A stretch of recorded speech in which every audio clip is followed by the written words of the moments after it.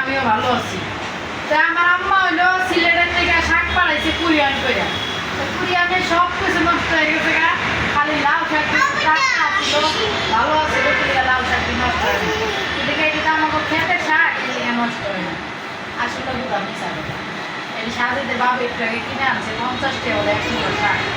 আর 10 গ্রামে মাঝে শাক চাইলে এমনি এতটি শাক গুঁড়া বেড়ে দিয়ে দেয় মানুষের যে নিয়ে আর আইনা খানটা।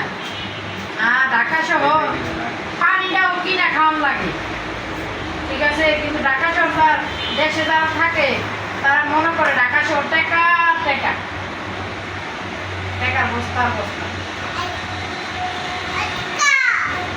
কেমনে বোঝা বোঝা করে ঢাকা শহরে একটা টাকা কামাইতে হলে বহুত কষ্ট করার লাগে, কষ্ট করে 1 গ্লাস পানি কেটে কিনা খাওয়া লাগে।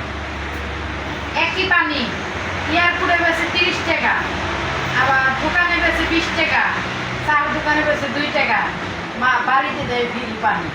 তাহলে পানিতে কত মূল্য, একই পানি কিন্তু। ঢাকা শহরে সব কিছু জিনিসের দাম আছে, দেশ গ্রামে হাসতা আছে অনেক জিনিস, তরকারি, মাছ, শাক সবজি, কিন্তু ঢাকা শহরে ভাই বেগুন দাম।